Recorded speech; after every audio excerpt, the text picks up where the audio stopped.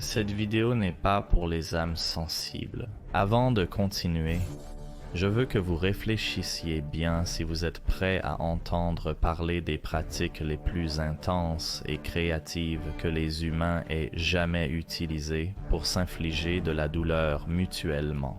Si vous choisissez de continuer alors pendant que nous décrivons ces pratiques de torture médiévale, je veux que vous vous considériez comme un paysan au Moyen Âge. Pensez-vous qu'après avoir été témoin de certaines de ces pratiques effectuées sur vos semblables, vous seriez dissuadé de commettre un crime vous-même?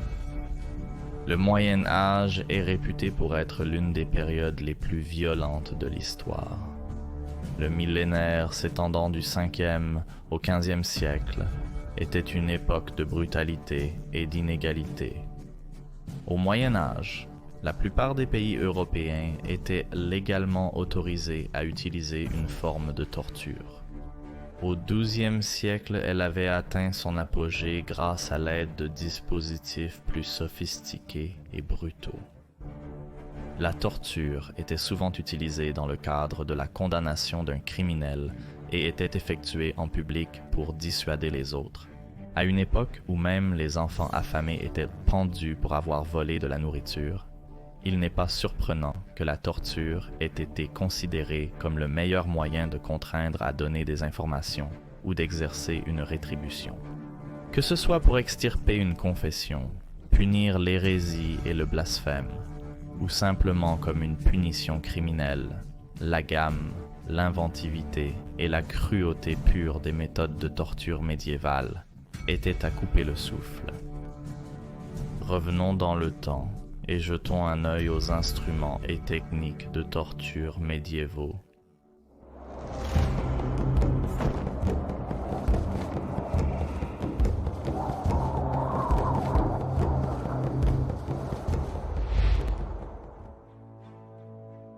Le taureau d'airain a été inventé pour la première fois dans la Grèce antique.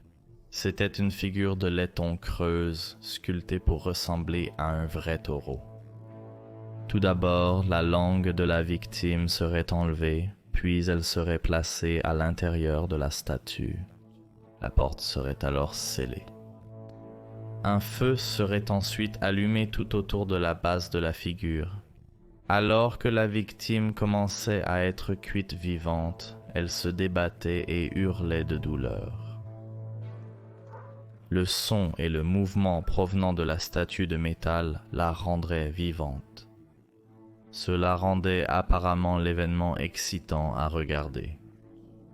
Finalement, un système de tubage complexe a été ajouté pour rendre le son des cris plus semblable à celui d'un taureau en colère.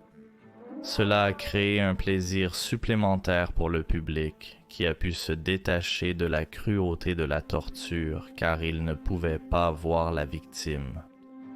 La légende nous dit que le taureau de bronze a été conçu par un ancien grec nommé Périlius pour un tyran nommé Phalaris qui voulait une manière plus douloureuse de tuer les criminels. Il avait besoin d'un moyen de dissuasion pour empêcher ces pauvres citoyens de commettre autant de crimes, et s'attendant à une belle récompense pour son inventivité, Périlius s'est en fait retrouvé à être la première personne à être enfermée dans le taureau et cuite vivante. On pense que Phalaris lui-même a été plus tard placé dans le taureau lorsque ses sujets se sont révoltés contre son règne cruel. L'appareil a été utilisé en Europe centrale pendant le Moyen Âge. Le berceau de Judas, connu sous le nom de berceau guidé, ou la chaise de Judas, était un appareil de torture horrifique. Il était composé d'un siège en forme de pyramide fait de métal ou de bois. La victime nue serait liée et suspendue au-dessus de l'appareil. Il serait ensuite très lentement abaissé sur la pointe de la pyramide, le point du triangle étant inséré dans « eh bien », cela dépendait du sexe du prisonnier et de l'infraction commise. La quantité de douleur infligée serait déterminée par d'autres facteurs. On pourrait lever une jambe où la victime pourrait être à plusieurs reprises soulevée et redescendue. On pourrait verser de l'huile sur la pyramide et accrocher des poids aux jambes de la victime pour l'empaler lentement. Afin de prolonger la torture, le prisonnier serait suspendu au-dessus du tabouret pendant la nuit et le processus se poursuivrait le lendemain. Après s'être évanoui de douleur, le bourreau attendrait que le prisonnier se réveille avant de continuer le processus. Le dispositif n'était jamais nettoyé, et si l'appareil seul ne causait pas la mort, alors l'infection le ferait.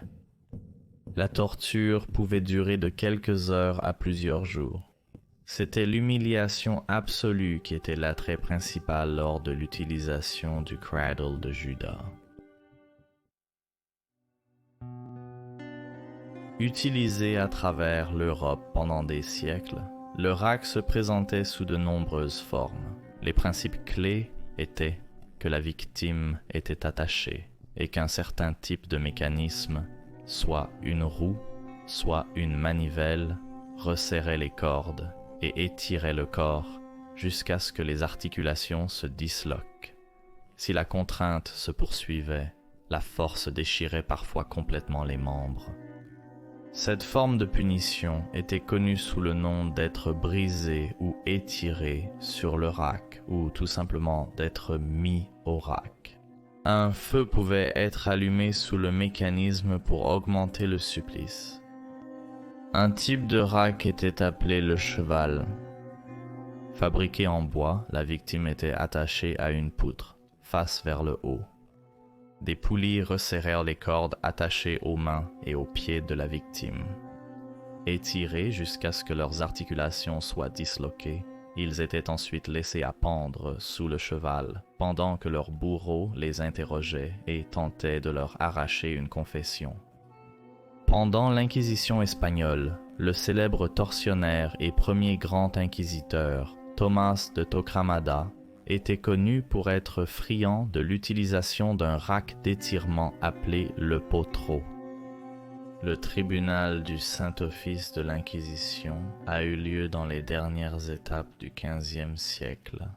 Il a été établi par les dirigeants catholiques Ferdinand II et Isabelle Poinpre d'Espagne afin de préserver la région catholique dans leur territoire. L'Inquisition visait à identifier les hérétiques. Torquemada était responsable de la mort de jusqu'à 2000 convertis juifs et islamiques qu'il croyait être une menace pour la société espagnole catholique. Ils ont été torturés avant d'être brûlés vifs. Présente depuis des siècles, la roue de Catherine était l'une des formes de torture les plus couramment utilisées en Europe pendant la période médiévale. Elle a été nommée d'après Sainte Catherine d'Alexandrie, qui a été condamnée à mourir sur l'une d'elles, mais on dit qu'elle a miraculeusement éclaté au toucher. La roue de Catherine était une grande roue en bois, généralement d'un chariot qui avait plusieurs rayons radiaux. La victime serait attachée aux broches, et des gourdins ou des clubs en fer étaient utilisés pour battre et écraser leurs os des bras et des jambes. C'est ainsi qu'elle est également devenue connue sous le nom de roue de la torture. C'était particulièrement cruel car les victimes restaient souvent allongées pendant plusieurs jours avant de succomber finalement à leur mort douloureuse. En 1348, Bonadies a été condamné à être mis sur la roue et il a survécu pendant 4 jours et nuits. Parfois, le bourreau se montrait clément et effectuait un coup de grâce en portant des coups à l'estomac et à la poitrine. Cela entraînerait une mort beaucoup plus rapide. Une autre version de cet instrument de torture comprenait un soltaire, qui était une croix en forme de la lettre X. Après la mort, le corps tordu et battu du prisonnier était souvent exposé en public comme un avertissement pour les autres. D'autres utilisations imaginatives de la roue banale impliquaient d'attacher une victime à une grande roue en bois et de la faire rouler en bas d'une pente raide et rocheuse. Une méthode plus complexe consistait à attacher une personne condamnée à une roue, puis à balancer à la fois la roue et la victime en avant et en arrière au-dessus d'une fosse enflammée. Parfois, une roue pourrait avoir des pointes métalliques attachées, qui s'enfonceraient dans la chair pour un supplice supplémentaire. La roue pourrait tourner sur un essieu plutôt que de balancer. Dans tous les cas, cela ne ferait pas beaucoup de différence pour le souffrant. Certains des dispositifs les plus cruels étaient réservés aux femmes. Sans surprise, beaucoup de punitions qui leur étaient infligées visaient spécifiquement à détruire ce qui les rendait féminines. La défiguration du visage d'une femme en guise de punition était courante tout au long du Moyen Âge. On pensait que les femmes détenaient un pouvoir dangereux en raison de leur beauté. Au XIe siècle, le roi Canutz a décrété que toute femme accusée d'adultère pouvait se faire couper les oreilles et le nez. Un homme reconnu coupable du même crime devait payer une amende. Des humiliations publiques, telles que le fait d'être défilé nu dans les rues, et des mutilations sexuelles étranges, étaient souvent utilisées comme forme de torture pour les femmes. L'appareil connu sous le nom de déchireur de sens était particulièrement brutal. Il était utilisé pour mutiler les femmes qui avaient eu des enfants hors mariage ou celles qui avaient commis de l'hérésie ou de l'adultère. D'autres instruments réservés exclusivement aux femmes étaient le bridon de la mégère, une cage en fer qui s'adaptait sur le visage et était verrouillée en place. Un morceau de métal saillant attaché au bridon serait forcé dans la bouche. Ceux-ci étaient couverts de pointes, de sorte que chaque fois que la femme bougeait sa langue, elle serait déchiquetée.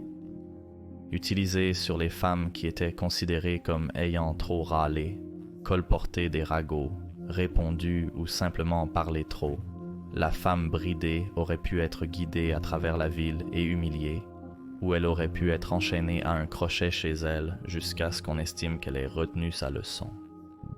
Si les femmes étaient vues en train de se disputer en public, elles subiraient toutes deux l'humiliation du double violon de la mégère ou du violon de cou. Son utilisation était répandue en Allemagne et en Autriche médiévale. Une cloche était attachée pour que tout le monde dans la ville sache que les victimes approchaient et qu'elles pouvaient être encore plus ridiculisées et humiliées.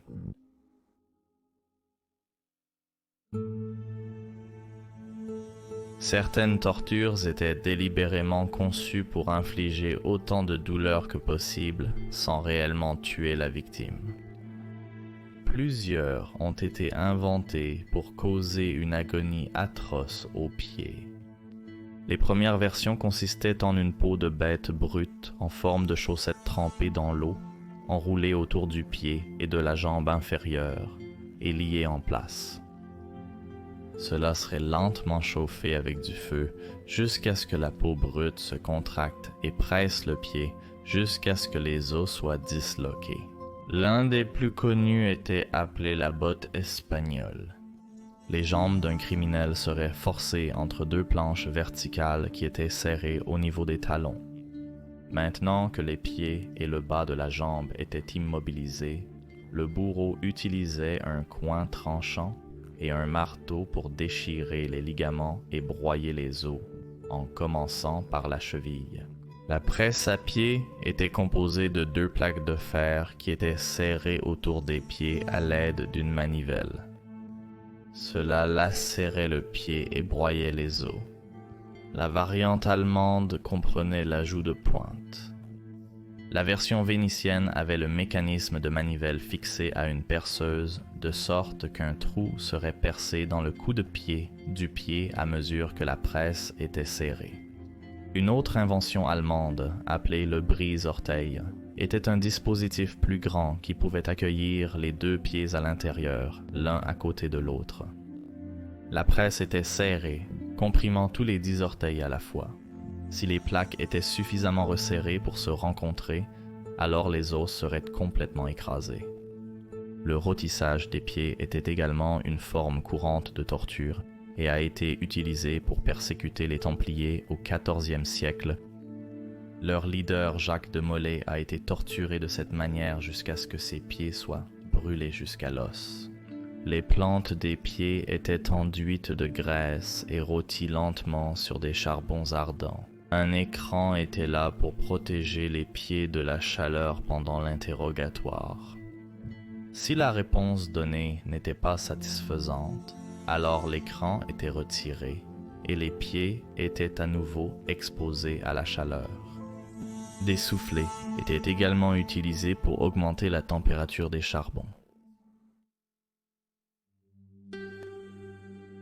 La chaise était faite de bois avec des pinces en métal ou en bois pour les poignets et les chevilles. La section du siège, le dossier et les accoudoirs étaient faits de rangées serrées de pointes aiguisées. La victime serait assise nue sur la chaise, et bien qu'elle puisse peut-être flotter au-dessus du siège et éviter de s'asseoir pendant un court moment, le contact avec les pointes était inévitable. Puis l'agonie commencerait.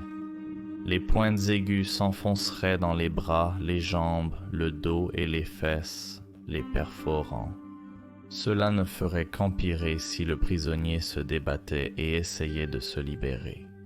Si une confession n'était pas immédiatement obtenue, alors un feu pouvait être allumé sous la chaise pour accélérer les choses.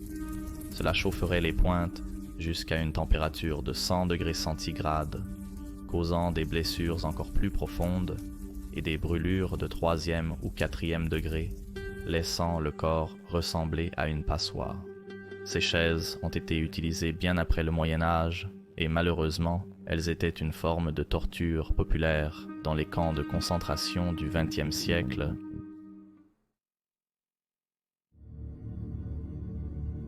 Les hérétiques et les blasphémateurs étaient particulièrement détestés par l'État pendant le Moyen Âge, et à cause de cela, ils étaient soumis à des formes spéciales de torture.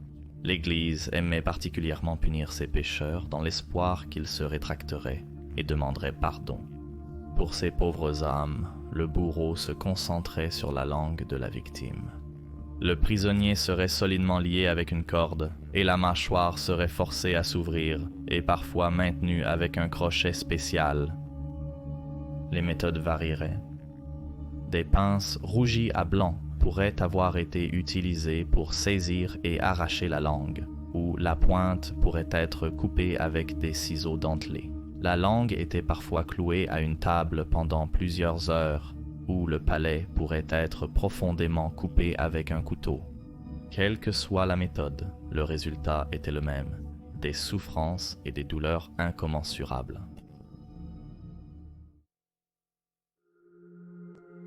Peut-être le plus infâme de tous les instruments de torture, la Vierge de fer ressemblait à un sarcophage égyptien ancien.